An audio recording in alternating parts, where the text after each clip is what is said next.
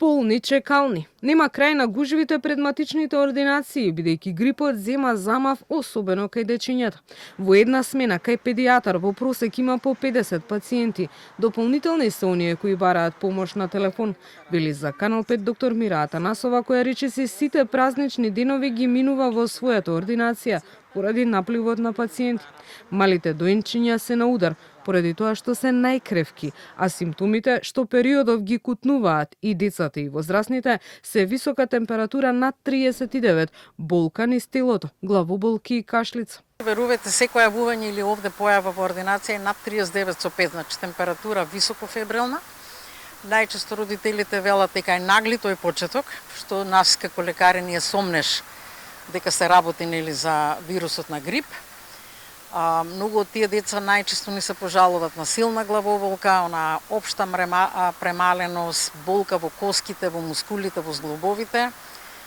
За неколку часа тие дечиња веќе се легнати во кревет, значи се тешко болни пациенти. Ние апелираме и сугерираме веднаш нели да не се посетува лекар. Сите дома сметам дека имаат антипиретици од парацетамолски и бруфенски тип на лек. Докторите велат дека грипот не минува преку ноќ и најмалку една недела ќе ве принуди да лежите, но лек за вирус нема. Мора да се третираат само симптомите. Брзо на лекар е неопходно да се дојде само ако има компликации, особено кај доенчињата.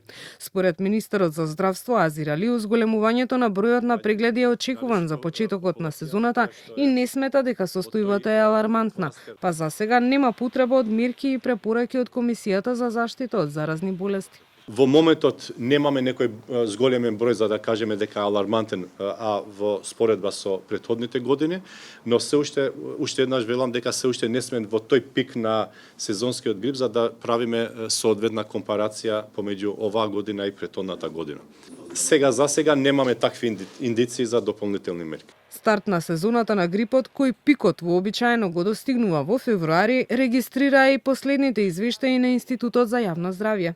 Лекарите препорачуваат периодов на природен начин да се зајакнува имунитетот, почесто да се престојува на планина и чист воздух, а да се избегнуваат затворени простории со големи гужви.